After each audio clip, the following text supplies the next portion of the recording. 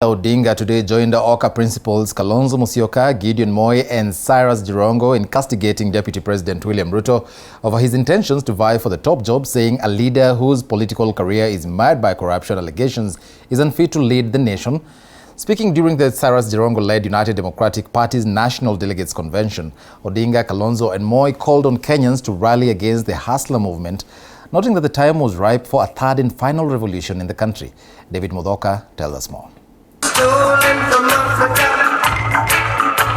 The Thursday's National Delegates Convention, organized by the United Democratic Party, reunited Raila Odinga, Kalonzo Musyoka and Gideon Moi for the first time in weeks as the Cyrus Jirongo-led UDP party announced its roadmap in the build-up to the August polls.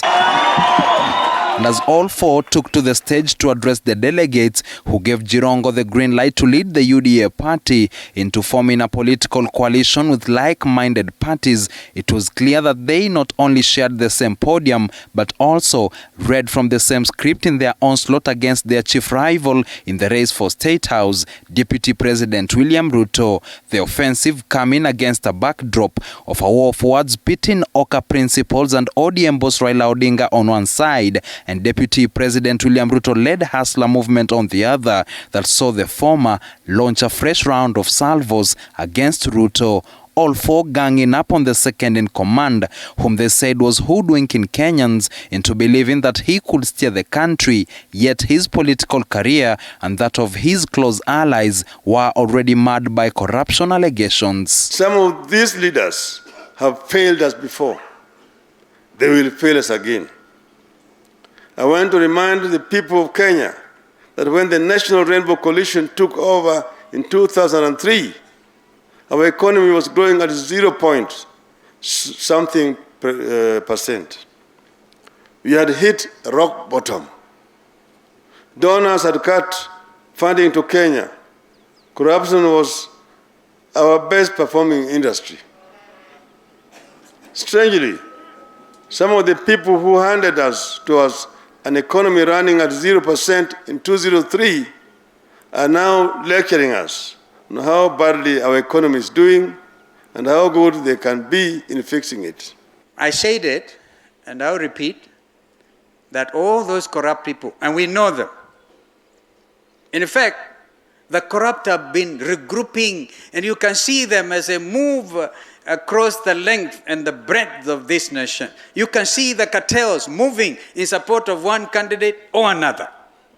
They are known. This as Gideon Moi revealed that the One Kenya alliance that comprises of his party KANU, Kalonzo's Wiper party and Jirongo's UDA party will not just join any coalition amid mounting pressure from leaders in other camps for OCA to close ranks with either Odinga's Azimio la Umoja or Ruto's Kenya Kwanza alliance.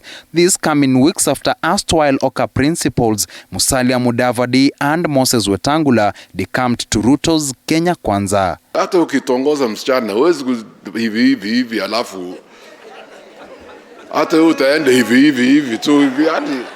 Unataka something built on strong foundation, si ndio? Upate watoto wajukuu. You said that was a good marriage, si ndio? That is what we want. But we want to assure you and other Kenyans, there are those we can do business with and there are those we cannot do business with. On his part, Odinga noted that the time was ripe for change in the country, while Moi at the same time poured cold water over Ruto's bottom-up agenda that the Hustler Brigade has been drumming up support for as the ideal vehicle to economic recovery. Minaalika UDP na Wiper na KANU wakuje tuunde Azimio pamoja. As long as you do not have good governance, and you do not have zero tolerance to corruption, nibure. At the same time, the ODM's National Executive Committee endorsed Odinga for the top job, while rooting for him as the best candidate to fly the Azimio la Umoja flag in the race to State House. This follows a meeting convened by the NEC at Chungwa House that further saw the committee set more ground rules for the ODM party ahead of party primaries and the August election. the National Governing Council and the National Delegates Conference of the party do propose the Right Honorable Raila Amolo Odinga as the presidential candidate for the Azimio la Umoja coalition or coalition party.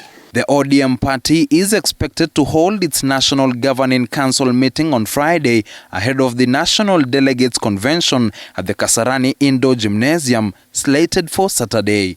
David Mudhoka, TV 47.